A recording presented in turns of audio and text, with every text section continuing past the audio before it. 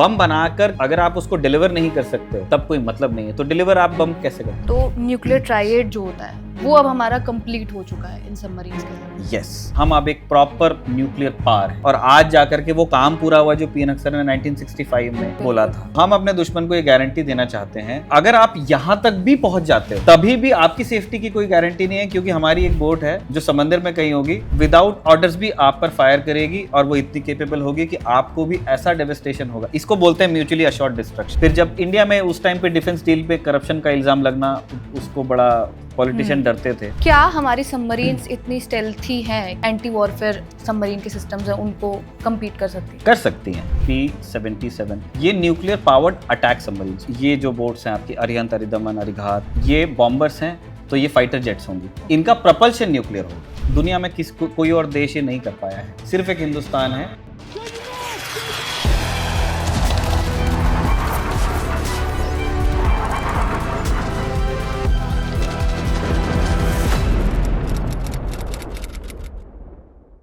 शब्द नहीं शक्ति है अरिधमन।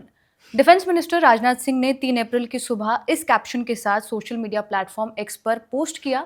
इसके कुछ ही घंटों बाद इंडिया की 3rd nuclear powered ballistic missile submarine INS Aridhaman commission हुई।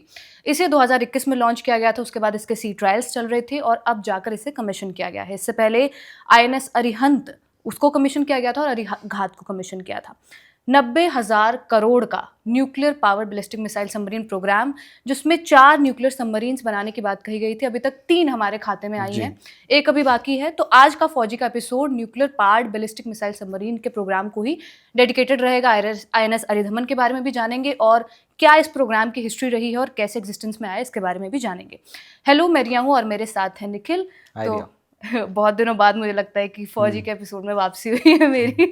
तो रिया को दूसरे काम रहते हैं। आप ये समझे कि जब साजिद नहीं होता है उस टाइम पे रिया होल्ड्स द फोर्ट राजदूत में, और दूसरी बहुत सारी स्टोरीज रिया करती हैं, तो फिर उनका टाइम उस हिसाब से मैनेज करते हैं। बट यस, हमारी कोशिश रहती है कि हो जब फौजी तो हम दोनों को मिले बात करने की। हाँ, तो शुरुआत करेंगे न्यूक्लियर बैलिस्टिक मिसाइल पावर्ड जो सबमरीन्स हैं। जी हाँ।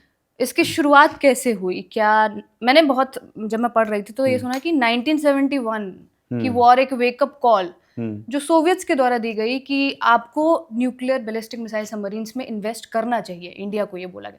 क्या ये सिनेरियो था?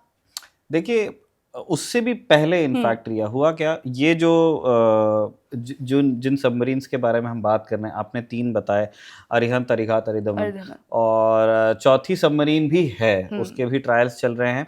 लेकिन फिर ये उस तरह के बोट्स हैं जिनके बारे में सरकार बहुत बात नहीं करती है। आज भी जितनी चीज़ें हमको पता चली हैं, आज रक्षा मंत्री राजनाथ सिंह गए हैं वाइजैग, विशाखापट्टनम, और वहाँ पे हमारी ईस्टर्न फ्लीट है और वहाँ एक प्रोग्राम रखा गया है, लेकिन वो INS तारागिरी के लिए है। हाँ।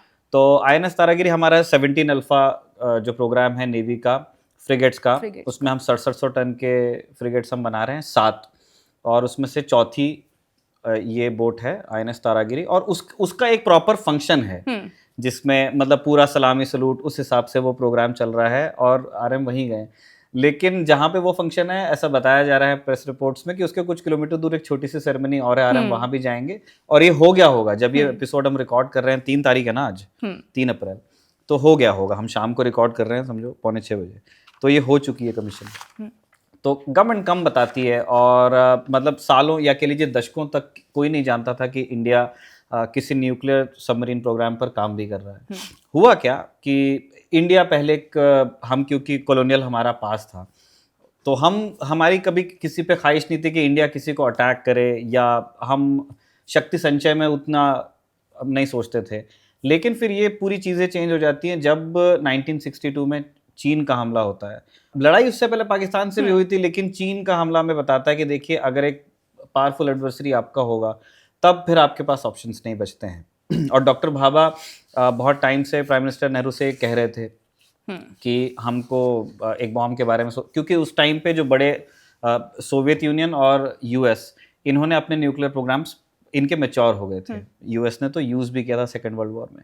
तो नेहरू बिल्कुल बहुत इंटरेस्ट नहीं ले रहे थे, क्योंकि नेहरू का वो हैंगओवर था कि हम जब आज़ादी अंग्रेज से हुए हैं और हमारे अगर कोई प्लान्स नहीं है तो क्यों हमको जाना है, हम शांति का देश है, गांधी का देश है। लेकिन 62 के बाद फिर ये बात क्लियर हुई कि ऐसे तो नहीं काम चल पाएगा। लेकिन फिर डॉक्टर भाभा की भी डेथ हो गई, नेहरू की भी डेथ हो गई, उसके बाद शास्त्री आते हैं, फिर इंदिरा गांधी आती हैं। तो 65 में जब प्राइम मिनिस्टर शास्त्री थे ऑफिस में, तो पीएन हक्सर जो एक बड़े स्ट्रेटेजिक थिंकर थे उस टाइम पे, और आप उस ज़माने में वो पोजीशन नहीं थी, लेकिन एनएसए की तरह ही उनका था। ये सारी बातें बाय द वे मैं आपको, देखिए जब हम स्ट्रेटेजिक बोर्ड्स की बात करते हैं हिंदुस्तान में, इन 3 स्पेशलिस्ट हैं जो इसको कवर करते हैं।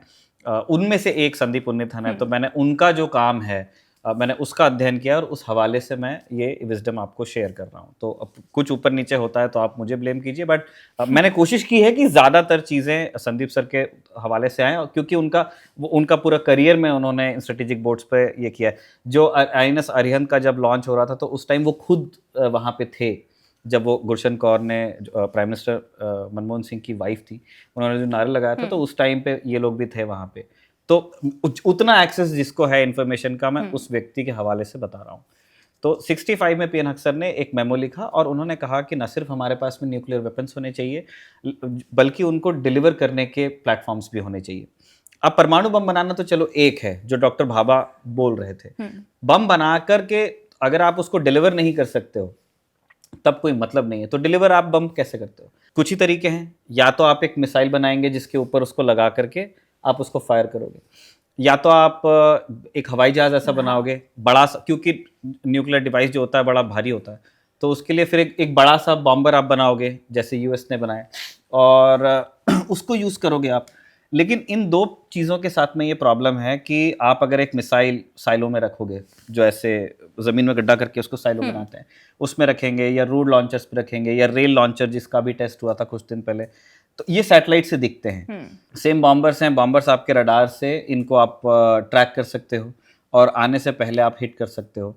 ये 2 तरीके अगर ट्रैक हो सकते हो तो फिर एक तीसरे तरीके के बारे में सोचना था। तो तीसरे तरीके के बारे में सोचने आया तो फिर एक ऑब्वियस आइडिया ये आता है कि क्यों नहीं एक सबमरीन से फायर किया जाए। और उसका एक बहुत बेसिक रीज़न है कि हम 60s की बात कर रहे हैं जब हक्सर ने वो मेमो लिखा, और तब भी और आज जब 2026 के 3 अप्रैल को जब ये एपिसोड हम रिकॉर्ड कर रहे हैं, आज भी it's very difficult to look beneath the surface of water. जितनी तकनीक हमारे सोनार्स बिल्कुल हैं हमारे पास में, हमारे पास P8I है जो आसमान में उड़ते हुए सबमरीन्स को ट्रैक करता है मैग्नेटिक अनोमली वगैरह देख करके, बट है उसके पीछे साइंस इंजीनियरिंग है, बट वो बहुत मुश्किल चीज़ है। पानी के नीचे क्या है बहुत मुश्किल है उसको देखना, और अगर आप एक ऐसी सबमरीन डिज़ाइन करने में कामयाब होते हो जो डिज़ाइंड है फॉर स्टेल्थ, तो वो मतलब वो नियर इम्पॉसिबल हो जाता है। उसके लिए बड़ी सिर्फ इक्विपमेंट से नहीं होगा और सिर्फ स्किल से नहीं होगा, बहुत स्किल्ड आपको पर्सनल चाहिए और बहुत शार्प इक्विपमेंट चाहिए, तभी आप ऐसी सबमरीन्स को ट्रैक कर सकते हो। तो ये तब क्लियर था 65 में कि मिसाइल भी बनानी पड़ेगी और किसी हवाई जहाज के बारे में भी सोचना पड़ेगा और एक बोट भी बनानी पड़ेगी। फिर ये धीरे धीरे 67 में फिर आप ये देखिए कि 67 में आकर के इसको फॉर्मली इसके ऊपर विचार शुरू होता है कि नहीं अब हम करेंगे। और फिर चलते अब इन सारी चीज़ों में टाइम लगता है। इंडिया का भी सैंक्शंस हम पे लगते थे, उतना पैसा हमारे पास में नहीं था, उतने ट्रेंड हमारे इंजीनियर्स नहीं थे। तो वो चलते जब आप 80s में आते हो, जब आपका प्राइम मिनिस्टर इंदिरा गांधी वो चालू करती इंटीग्रेटेड मिसाइल डेवलपमेंट प्रोग्राम, तो वो वहाँ से मतलब आपका जो न्यूक्लियर प्रोग्राम की डिलीवरी प्लेटफॉर्म पर आप काम शुरू करते हो। और 84 में एक ATV प्रोग्राम चालू होता है और उसका नाम रखा जाता है एडवांस टेक्नोलॉजी वेसल। तो एडवांस टेक्नोलॉजी वेसल पे मैंने आपको बताया कि 67 से काम चल रहा था। तो तब जो हमारे साइंटिस्ट थे, हमारे पास एटॉमिक एनर्जी डिपार्टमेंट था, तो उसके साइंटिस्ट कर रहे थे टेक्नोलॉजिकल सॉल्यूशंस, निकाल रहे थे कि हमको कैसे रिएक्टर को बनाना, क्योंकि ये एक ऐसा रिएक्टर है जिसको हमको एक शिप पर लगाना है और वो शिप सरफेस पे भी, वो शिप को हमको डुबाना भी है। तो एक बहुत ही स्पेसिफिक रिक्वायरमेंट है। तो उसका डिज़ाइन कैसा होगा, उसमें कितना पावर हमको चाहिए, उसमें हम फ्यूल किस तरह का यूज़ करना चाहते हैं, सेफ्टी के लिए क्या प्रोटोकॉल्स होंगे, इस पे बहुत टाइम लगा हमको। और ATV पे काम जो 67 में शुरू हुआ था, एक फॉर्मल 84 में लॉन्च हुआ, और उस टाइम से सोवियत यूनियन उस टाइम पे थी, हमको हेल्प मिलना चालू हुई। और इसके बारे में जैसे मैंने आपको पहले बताया, बहुत कम लोग जानते थे। ये आपकी बोट्स बन रही थी, लेकिन इनके ये नेवी के जो हम वेपनरी देखते हैं या जो उनके प्लेटफॉर्म्स देखते हैं उसमें नहीं आता है। ये स्ट्रेटेजिक फोर्सेस कमांड के तत्वाधान में है। डायरेक्ट प्राइम मिनिस्टर को ही ये लोग रिपोर्ट करते हैं। तो बनते बनते बनते बनते फिर आप आएंगे लेट 90s में, मतलब 1998 में स्टील कटिंग शुरू हुई, मतलब मेटल कटिंग शुरू हुई। और इस फेज के पहले हमको बहुत हेल्प रशियंस की मिली थी, पहले सोवियत यूनियन की और उसके बाद रशियंस की। तो उन्होंने हमको डिज़ाइन में हेल्प किया, उन्होंने हमको प्रोटोकॉल्स में हेल्प किया। हमने रशियंस की न्यूक्लियर अटैक चक्र यूज़ भी की है, तो कुछ एक्सपीरियंस हमको वहाँ से था। और जब हम ये अरिहंत पे काम कर रहे थे तो उन्होंने वहाँ पे भी हमको हेल्प किया। तो ये CSL है कोचिन में, वहाँ पे बनती हैं ये बोट्स, और बहुत सीक्रेसी में इनका काम होता है। सबसे पहले ये किया गया कि एक जब ATV प्रोग्राम बना तो उसमें S1 जो है कलपक्कम में एटॉमिक एनर्जी कमीशन के फैसिलिटीज़ हैं, वहाँ एक न्यूक्लियर पावर प्लांट भी है हमारा। तो वहाँ पे शोर बेस्ड एक रिएक्टर रखा हुआ है, जैसे हम इन सबमरीन्स में यूज़ करते हैं। तो हम ये देखना चाहते थे कि ये रिएक्टर का डिज़ाइन कैसे होगा, ये बिहेव कैसे करता है। तो उसके लिए सबसे पहले ज़मीन पर बना करके उसको देखा गया, और जो S2 है वहाँ से फिर हमने सबमरीन बनाना शुरू किया। और आप देखेंगे कि बनते बनते बनते और सारे प्रधानमंत्री, मतलब आप देखिए लाल बहादुर शास्त्री के टाइम पे बात शुरू होना शुरू होती है, इंदिरा गांधी के टाइम से ATV प्रोग्राम के ऊपर हमारे साइंटिस्ट काम करना चालू करते हैं। फिर उसके बाद में इंदिरा गांधी के जब टेन्योर ख़त्म ही होने वाला है, 84 में वो नहीं रही, उस समय पे ये चालू होता है। फिर उनके बेटे प्राइम मिनिस्टर बनते हैं, फिर ऑपोजिशन के प्राइम मिनिस्टर आते हैं, वापस कांग्रेस के पास में सरकार चली जाती है, बीच में गठबंधन सरकारें आती हैं। फिर उसके बाद में भारतीय जनता पार्टी का नेतृत्व वाला गठबंधन NDA की सरकारें आती हैं, जिनको अटल बिहारी वाजपेयी चलाते हैं। फिर कांग्रेस गठबंधन की सरकार आ जाती है, जिसको मनमोहन सिंह चलाते हैं। और अब एक बीजेपी मेजॉरिटी सरकार 10 साल रही, और उसके बाद में अब अगेन बीजेपी के लीडरशिप वाला एक कोalition चल रहा है। जितने प्राइम मिनिस्टर्स हैं उन सबको क्लैरिटी रही है, इंदिरा गांधी से लेके नरेंद्र मोदी तक हर किसी को क्लैरिटी रही है कि ये एक स्ट्रेटेजिक प्रोग्राम है, जिसको इसमें कोई पार्टी पॉलिटिक्स, मतलब इसमें किसी को ये पैसा नहीं देंगे या ये फीता काटने नहीं जाएंगे, इस तरह की चीज़ें कभी नहीं हुई। मनमोहन सिंह के रहते हुए हमारे जो पहली बोट थी INS अरिहंत, उसको हमने लॉन्च किया, मतलब जब पानी में उसको उतारते हैं, और पानी में उतरने के बाद में फिर उसके ऊपर इक्विपमेंट्स लगते हैं, उसके सी ट्रायल्स वगैरह होते हैं। और 2016 में अरिहंत लॉन्च हुई। तो अरिहंत INS अरिहंत जो है वो हमारी पहली nuclear powered ballistic missile submarine है, और उसके बाद से फिर उसके सिस्टर वेसल्स बनते हुए आ रहे हैं। तो न्यूक्लियर ट्राइएड जो होता है वो अब हमारा कंप्लीट हो चुका है इन सबमरीन्स के साथ। यस, तो जैसे हमने बताया कि इन बोट्स की ज़रूरत क्यों महसूस हुई थी हक्सर मेमो के बाद में, तो उन्होंने तो एक नीड इस्टेब्लिश की कि हमें न्यूक्लियर वेपन्स भी चाहिए हमको, और न्यूक्लियर डिलीवरी प्लेटफॉर्म्स भी चाहिए। तो ट्रायड के लिए क्या चाहिए? ट्रायड के लिए रिया आपको 3 तरीके से आप अपने दुश्मन पे हमला कर सके, इसकी आपको सहूलियत होनी चाहिए। लैंड से आप कर सकते हो, एयरक्राफ्ट से हम कर सकते हो। हमारे पास में Su-30 MKIs हैं जो न्यूक्लियर मिसाइल्स को फायर कर सकते हैं। हमारे मिराजेस उन मिसाइल्स को कैरी कर सकते हैं। रफाल से भी हम चाहें तो फायर कर सकते हैं, और हमने वैसी मिसाइल्स बनाई है। ब्रह्मोस को भी हम चाहें तो उसके ऊपर हम एक न्यूक्लियर वॉरहेड लगा सकते हैं। फिर बच गया था कि सबमरीन के अंदर से SLBM जो होती है, सबमरीन लॉन्च बैलिस्टिक मिसाइल, तो वो थोड़ा सा ज़्यादा कॉम्प्लिकेटेड चीज़ है। आपको पानी के नीचे से फायर करना है, और फिर वो हवा के प्रेशर से आती है सरफेस तक के, सरफेस के ऊपर जाती है, और पानी के ऊपर आने के बाद फिर उसका इंजन फायर होता है, और फिर वो उड़ती है। तो वो बनाने में ऑब्वियसली, क्योंकि वो कॉम्प्लिकेटेड चीज़ थी, हमको थोड़ा सा टाइम लग गया। तो ट्रायड का जो तीसरा हिस्सा है, ये ज़्यादा कॉम्प्लिकेटेड इसलिए है, एक तो इस चैलेंज की वजह से कि आपको पानी के अंदर चलाना है। दूसरा, सबमरीन्स में एक रूल ऑफ 3 चलता है, रूल ऑफ थर्ड बोल देते हैं उसको, कि सीन ये होता है कि एक सबमरीन अगर आपकी पेट्रोल कर रही है, तो वो जैसे न्यूक्लियर सबमरीन का सबसे बड़ा फायदा क्या है कि आपको सरफेस नहीं करना पड़ेगा, है ना। आप महीनों, 6 महीने, 8 महीने वापस आने की कोई जरूरत नहीं है। वो तो जब क्रू ही भूखा मरेगा तब आना पड़ेगा, क्योंकि सबमरीन को फ्यूल नहीं चाहिए। लेकिन फॉर प्रैक्टिकल पर्पसेस आपको एक पेट्रोल का एक ड्यूरेशन बनाना पड़ता है, और उसके कई कारण है कि देखो आपको बिजली की कमी नहीं पड़ेगी क्योंकि आप एक न्यूक्लियर रिएक्टर को यूज कर रहे हो, लेकिन वन, क्रू के लिए खाने पीने की कमी हो सकती है।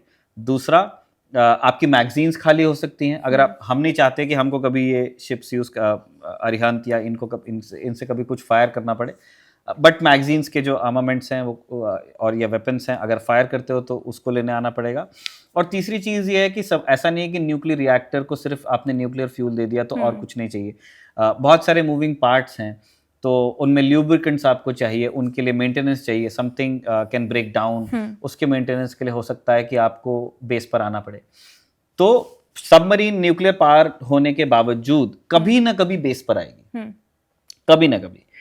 तो बेस पर आएगी तो कुछ टाइम रुकेगी वहां पे। बिल्कुल। तो फिर नेवीज ने उसका ये हल निकाला कि हम ऐसे बनाएंगे कि एक बोट रहेगी पेट्रोलिंग पे, ड्यूटी पे, वो पहरा दे रही है। एक बोट रहेगी बेस पे जिसपे ये सारे काम हो रहे हैं, क्रू को रोटेशन जाना है, जिसने छुट्टी जाना है वो उतरेगा, जो छुट्टी से है वो चढ़ेगा, ये सारी चीजें होंगी, मैगजीन्स उसकी लोड होंगी, मेंटेनेंस कुछ करना है वो होगा। और एक बोट हो सकता है ट्रांजिट में हो। ट्रांजिट में होने का मतलब क्या है, बेस से आप पेट्रोल करने के लिए ऐसा नहीं, अब ये बोट्स न्यूक्लियर पावर्ड हैं, ये दुनिया में कहीं भी जा सकती हैं, और जो स्ट्रेटेजिक फोर्स कमांड है, नेवी का हुक्म नहीं लेते हैं ये, तो स्ट्रेटेजिक फोर्स कमांड डिसाइड करती है कि इन बोट्स को कहाँ जाना है, कौन से पॉइंट्स को हिट करना है, कहाँ पे लिंगर करना है, और फिर कब वापस आना है। तो वो जगह दूर भी हो सकती है, तो वहां तक जाना और आना उसमें भी कुछ टाइम चाहिए। एक बोट पेट्रोल AOR में होगी जहां पे उसको रहना है, दूसरी बोट बेस पे होगी, और तीसरी बोट होगी ट्रांजिट में। 3 बोट्स होंगी, तभी आप ये इंश्योर कर सकते हो कि एक बोट हमेशा पेट्रोल पे होगी। तो जब हमने INS अरिहंत को जब INS अरिहंत 2016 में हमने लॉन्च कमीशन की इंडियन नेवी, है ना, तो ये भी आपको बताता है कि देखिए कैसे अलग अलग सरकारों ने इसमें कंट्रीब्यूट किया।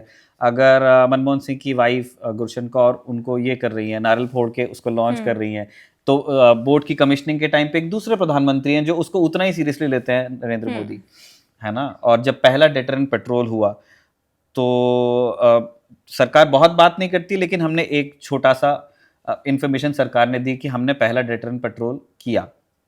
डेटरेंट पेट्रोल क्या होता है? इस सबमरीन पर हम जो हमारी मिसाइल्स हैं जो न्यूक्लियर वॉरहेड ले जा सकती हैं, डेटरेंट पेट्रोल का मतलब ये होता है कि दुश्मन को बेसिकली आपको ये डर देना है कि से पाकिस्तान और से चाइना और कोई भी ऐसा मुल्क जो हिंदुस्तान को हमला करना चाहता है, अगर उसके पास एक ऐसा वेपन है जो एक बार में इन वन स्ट्राइक हमारा कोई बहुत बड़ा मिलिट्री टारगेट हिट कर सकता है, कोई बड़ा शहर हिट कर सकता है, या हमारा पूरा कमान पूरी दिल्ली को ही लेके चला गया एक साथ, है ना, आपके सारे बड़े ऑफिसर्स, आपके सारे बड़े, आपकी पॉलिटिकल लीडरशिप, एग्जीक्यूटिव आपका खत्म हो गया, तो ये तो एक आइडिया हो गया उसके लिए कि एक बार में सबको खत्म करो, डिकैपिटेट करो रिजीम को या जो हमारी गवर्नमेंट है उसको, और फिर आकर के हम पे रूल करो। तो डराएंगे कैसे? तो हम अपने दुश्मन को ये गारंटी देना चाहते हैं कि अगर आप यहां तक भी पहुंच जाते हो तभी भी आपकी सेफ्टी की कोई गारंटी नहीं है, क्योंकि हमारी एक बोट है जो समंदर में कहीं होगी, वो विदाउट ऑर्डर्स भी आप पर फायर करेगी, और वो इतनी केपेबल होगी कि आपको भी ऐसा डेवस्टेशन होगा। इसको बोलते हैं mutually assured destruction. Arihant, Arighat, Aridaman, 3 boats अब आपके पास में है, कमीशन हो चुकी हैं, और ये डेटरेंट पेट्रोल्स पे जाती हैं, आप जाएंगी अब से। तो यहां से हमारा न्यूक्लियर ट्रायड पूरा हो गया है। हम अब एक प्रॉपर, जिसको कहते हैं एक न्यूक्लियर पावर है। मतलब वो सिंबलिज्म वाला नहीं, अब वो क्रेडिबिलिटी आ गई है। हमने क्या किया, जैसे 16 में ये लॉन्च हुई तो 2018 में पहली डेटरेंट पेट्रोल थी। तो डेटरेंट पेट्रोल में बेसिकली ये होता है कि सबमरीन को एक इलाका बताया जाता है, से आपको बे ऑफ बंगाल में जाना है या अरेबियन सी में कहीं जाना है, और ये सरकार में भी 4-5 लोगों को पता होता है कि कहाँ जाएगी, और वहां जाना है, और उस पॉइंट को हिट करके फिर कुछ टाइम लिंगर करते हैं, फिर वो वापस आते हैं। तो और साथ में असली मिसाइल्स कैरी करते हैं, और असली वॉरहेड्स भी टेक्निकली करना चाहिए अगर डेटरेंट पेट्रोल है तो उसी का डर आएगा चाइना को, वरना अगर आप ऐसे ही कोई एक कन्वेंशनल आप प्लेटफॉर्म लेके जाओगे तो होगा नहीं। इस पेट्रोल को कहते हैं हम डेटरेंट पेट्रोल। तो वो 2018 में हुआ। फिर उसके बाद में अरिहंत जो अरिघात है, अरिघात 2023 में आई है मेरे ख्याल, 2024 में, और अभी 26 में अरिदमन आ गई। तो अब 3 बोट्स हो गई हैं, तो हमारा ट्रायड हो गया है पूरा। INS अरिहंत से लेकर अरिदमन तक क्या क्या फीचर्स हैं, और मतलब वो जो ग्रेजुअल जो एक चेंजेस आए हैं तीनों में, वो अगर आप बता सकते हैं। देखिए ये इस क्वेश्चन के दो ये हैं जवाब। पहला तो ये है कि देखिए ये अपने आप में एक दुनिया में कोई और देश ये नहीं कर पाया है, एज इन मतलब जो परमानेंट 5 है उनके बाहर कोई नहीं आज तक कर पाया। सिर्फ एक हिंदुस्तान है जिसके पास में nuclear powered ballistic missile submarines हैं, और हमको भी सोवियत यूनियन की हेल्प मिली। तो ये तो एक तो अपने आप में ये मतलब जो सक्सेसिव गवर्नमेंट्स रही हैं, हमारे इंजीनियर्स रहे हैं, हमारे साइंटिस्ट रहे हैं, हमारी जो इंडियन नेवी है, जो एसएफसी के हमारे लोग हैं, जो रशियन कंसल्टेंट्स हैं, उन सबकी एक कलेक्टिव विक्ट्री है। तो एक पहला सिग्निफिकेंस तो इस प्रोग्राम का वो हुआ। लेकिन जो पहली कोई भी चीज बनेगी रिया, जैसे अगर फौजी का ये पहला एपिसोड होता, आपको याद होगा पहला नहीं छापा ना हमने अभी तक, नहीं छापा अभी तक। तो कोई भी चीज जो होती है ना, तो उसमें कोई गुंजाइश रह जाती है, या कई बार आप कुछ नई चीजें ट्राई करते हो। तो उसके लिए हमने क्या किया था, एक शोर बेस्ड रिएक्टर कलपक्कम में रखा था, ताकि जो सबसे मेन चीज है ना, न्यूक्लियर रिएक्टर को यू कैन नॉट रीडिजाइन और रिपेयर, तो इसलिए वो तो हमने एक अलग ही बना करके सब देख लिया था जब हम पक्के हो गए कि ये लगाना है तब। फिर जब अरिहंत हमने बनाई, तो अरिहंत में हमारा पहला अनुभव था।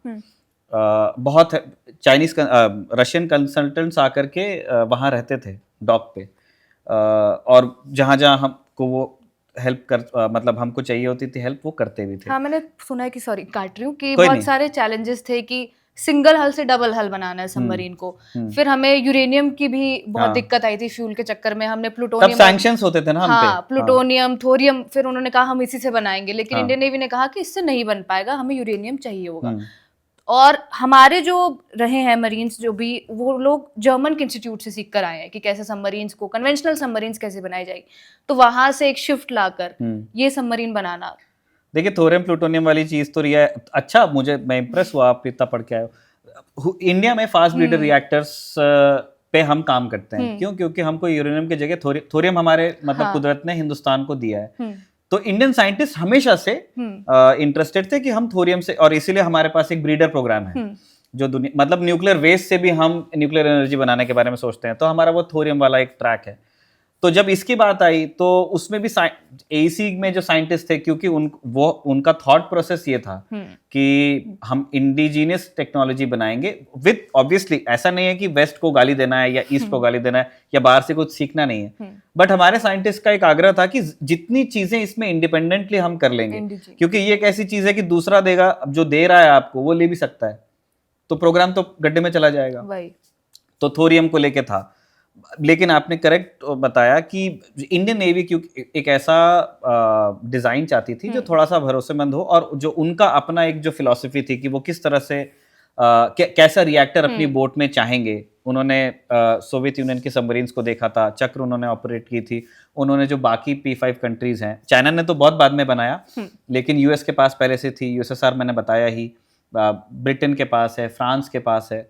तो इनमें से यूएस ने ब्रिटेन को दिया है, सोवियत यूनियन ने अपना खुद बनाया है और हमको हेल्प किया है, फ्रांस ने कुछ अपना ही बनाया है। तो ये कोई एक दूसरे को देते नहीं है। तो इंडियन नेवी प्रूवन जो लॉजिक है उस हिसाब से चलना चाहती थी, तो एक वो पुश एंड पुल शायद रहा होगा, लेकिन फिर उन्होंने उसको, इसलिए मैं कह रहा हूँ ना, आप देखिए ना, इंदिरा गांधी से पहले से ये बात चल रही है। इंदिरा गांधी के टाइम से काम शुरू होता है, फॉर्मल 84 में चालू होता है, कितने प्राइम मिनिस्टर और कितनी सरकारें चली गई, और आज जाकर के वो काम पूरा हुआ जो पीएन अक्सर ने 1965 में बोला था।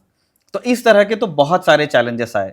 फिर आप जो बता रहे हो बोट्स, हमने क्या किया था, हम ये नहीं बनाते थे सबमरीन। क्या है सबमरीन? एक बहुत कॉम्प्लिकेटेड पीस ऑफ इक्विपमेंट होता है कि किसी के लिए भी, मतलब सिविल सबमरीन भी होगी, एक सबमर्सिबल भी होगा जिसको नीचे पानी के नीचे जाके पाइपलाइन चेक करना है, वो भी एक कॉम्प्लिकेटेड चीज ही होती है।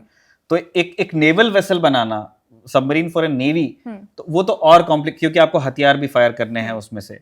तो हर कंट्री ने उनके चैलेंजेस के अपने सोल्यूशन निकाले, और वो चैलेंजेस के सोल्यूशन कहाँ से आते हैं? जैसे जो यूएसएसआर ने सबमरीन्स बनाई, जो हमने कीरो क्लास भी यूज की, तो रशियंस ने हमेशा ऐसे सबमरीन्स बनाई जो बहुत ठंडे पानी में ऑपरेट कर सकती हैं। वैसे सारी ही सबमरीन्स ठंडे और गर्म पानी में चल जाएंगी, बट जो यूनिक उनकी ज्योग्राफी है, उनके चैलेंजेस है, क्योंकि उनको बहुत सारा टाइम उनको बर्फ के नीचे जो पानी है उसमें सेल करना रहता है। तो वो जो हाइड्रोलॉजी है उसके हिसाब से उन्होंने अपनी सबमरीन्स बनाई। इसलिए जब किलोस हम यहाँ लेके आए इंडिया, जब हमको यूएसएसआर ने दी, हमने खरीदी, तो उन्होंने अपने चार्ट्स वगैरह बनाए थे कि ये सबमरीन कैसे बिहेव करती है पानी में, लेकिन हम एक ट्रॉपिकल कंट्री हैं, रशिया पोल के पास है, उसके आप अगर वो देखोगे, एक यूक्रेन वाले जो सेवेस्तोपोल वगैरह छोड़ दोगे, नीचे के पोर्ट्स उनके पास वार्म वाटर पोर्ट्स, उनका बर्फ जमती है क्योंकि उनके ऊपर आर्कटिक में है सब। उन्होंने वो सोच के उस तरह से अपनी सबमरीन्स बनाई थी। हम बोट्स लेके आए यहाँ ट्रॉपिकल वाटर में हमको यूज करना था, तो सबमरीन का बिहेवियर चेंज होता है पानी के टेम्परेचर के हिसाब से, पानी में नमक कितना है उस हिसाब से, एब एंड फ्लो जो ओशन करंट्स है उसके हिसाब से। तो हर कंट्री ने अपनी जो कुदरत, उसकी जो ज्योग्राफी उसको डिफेंड करनी थी, और जो टेक्नोलॉजी उसके पास थी, जो जितना इंजीनियर उनके सीखे थे, जितने साइंटिस्ट उनका आगे कर पाते थे, उस हिसाब से उन्होंने हर प्रॉब्लम का सोल्यूशन निकाला है। तो जैसे अमेरिकन ने अपनी सबमरीन्स बनाई है ना, एक यूएसएस हॉलैंड उनकी पहली सबमरीन थी, तो वो आयरिश क्रांतिकारियों ने उसको छोड़ दिया था, तो वो डिजाइन यूएस नेवी ने फिर खरीद के अपने यहाँ बनाई थी, तो वो फिर अपने यहाँ बना रहे हैं अपने हिसाब से। सेम यूएसएसआर कर रहा है, तो हमने भी अपने हिसाब से करनी थी। लेकिन इंडिया ने सबमरीन्स, जब हमने अरिहंत पे काम करना शुरू किया, तब हमने सबमरीन्स खुद नहीं बनाई थी, हम खरीदते थे या किसी से ले लेते थे, लीज पे लेते थे। एक सबमरीन हमने 80s में बनाई HDW के साथ मिलके, उसके लिए MDL में लाइन आई थी, जो मुंबई में मझगांव डॉक लिमिटेड है, सरकारी कंपनी है। तो HDW के साथ में हमारा वेस्ट जर्मनी तब था वो, और उसमें 2 हमने खरीदी और 4 बननी थी MDL में, लेकिन 2 बनने के बाद में उसमें इल्जाम लग गया था उसका, करप्शन का। फिर जब इंडिया में उस टाइम पे डिफेंस डील पे करप्शन का इल्जाम लगना, उसको बड़ा पॉलिटिशियन डरते थे, तो उन्होंने छोड़ दिया उसको। फिर हमने फिर पूरा प्रोग्राम बनाया भी नहीं, वो 4 बनाए। बाय द वे वो HDW की सबमरीन सभी सर्विस में है। तो जो रशियन फिलॉसफी है बोट बनाने की और जो जर्मन फिलॉसफी है बोट बनाने की, वो अलग है। एक आदमी मतलब पीछे से स्टार्ट करता है, मतलब उसको क्या बोलते हैं, शिप के सामने वाले हिस्से को बाव कहते हैं और पीछे कहते हैं स्टर्न, है ना।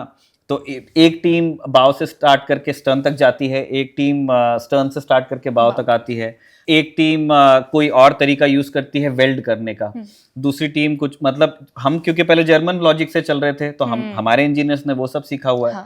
क्या किया हमने, जो MDL के इंजीनियर्स को पूछते थे इस प्रोग्राम के लोग, और उन्होंने कुछ लोगों को बुलाया भी था, तो वो अपने जो सीखा है आदमी ने वो बता रहा है, है ना। जैसे मैं इससे पहले जहां काम करता था, मैं वहां के कुछ लेसन्स लेके आया हूँ, आप पहले कहीं काम करती थी, आप वहां के लेसन, और अब हम दोनों मिलके फौजी बनाते हैं, तो कुछ आपकी चीजें हैं इसमें और कुछ मेरी हैं, तो वो चीजें फिर आगे पीछे हुई। तो ऐसे तो बहुत सारे चैलेंजेस इनको एड्रेस करने पड़े।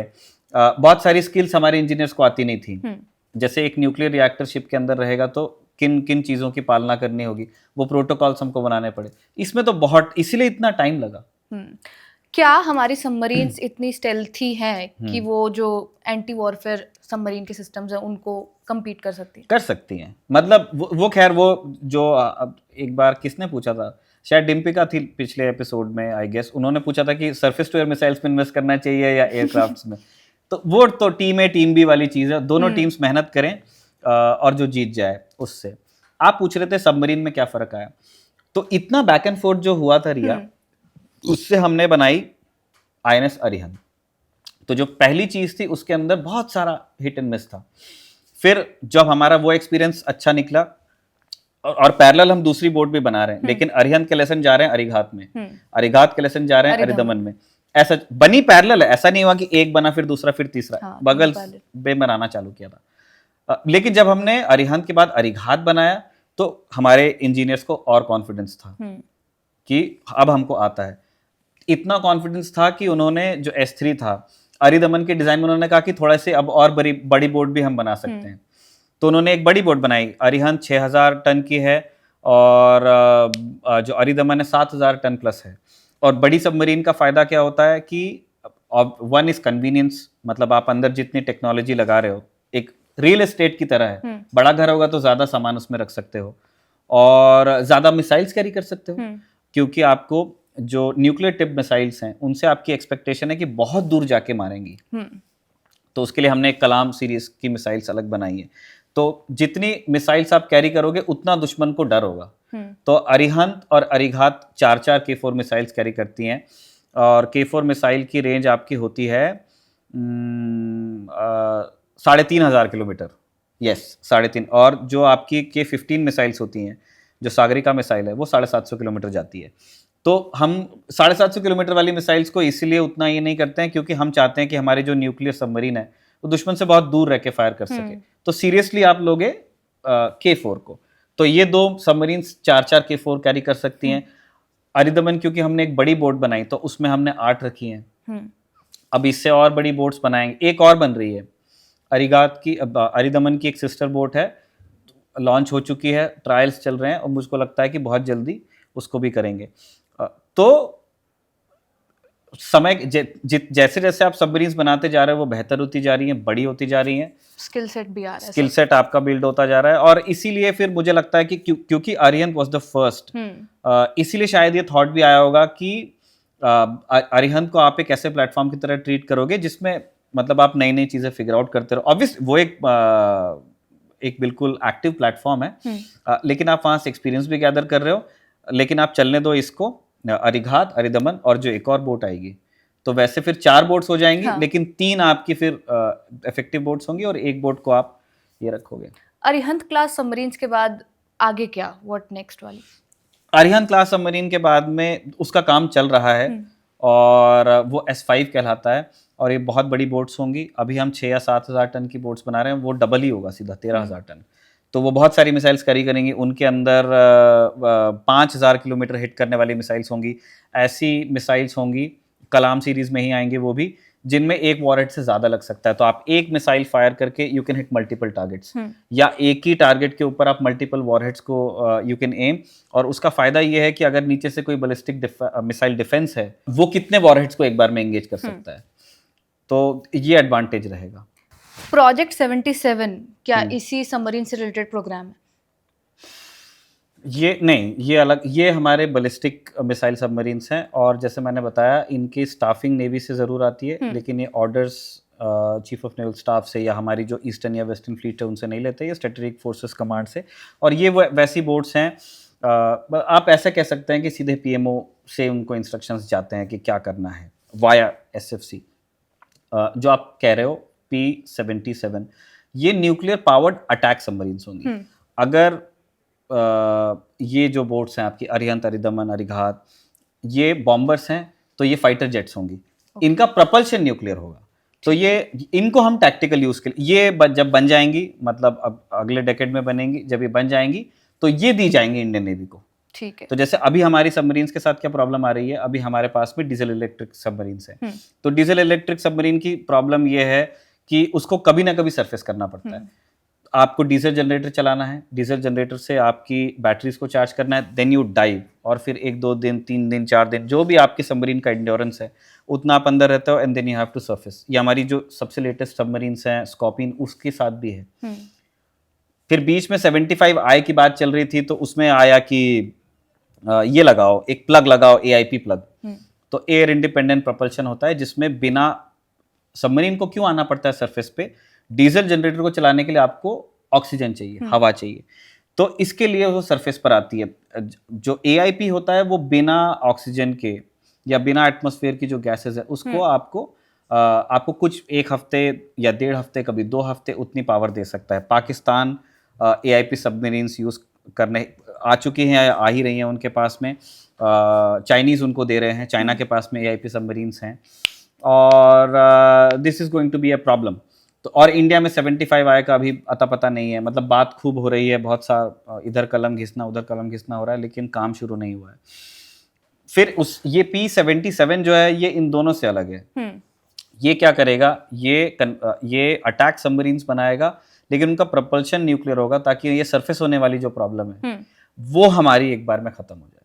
ठीक है, मतलब ये वाली से थोड़ी सी ऊपर या एडवांस कह सकते हैं, डीजल इलेक्ट्रिक से एडवांस, और फिर पर्पस भी अलग है। जैसे आप USS शार्लेट है, जिसने IRIS डेना को हिट किया था श्रीलंका के कोस्ट के पास में, वो एक न्यूक्लियर पावर्ड अटैक सबमरीन है, वो टैक्टिकल यूज के लिए है। वो बैलिस्टिक मिसाइल्स जिसपे न्यूक्लियर वॉरहेड लगा वो कैरी नहीं करती। हाँ।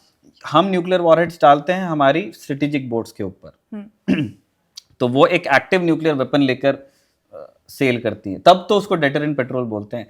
जो हमारी अटैक सबमरीन्स होंगी ये कन्वेंशनल टॉर्पीडोज और ये सब और मिसाइल्स फायर करेंगी, उनका प्रपल्शन न्यूक्लियर होगा, तो उनको टाइम है, वो 10,000 टन के आसपास का उनका साइज होगा।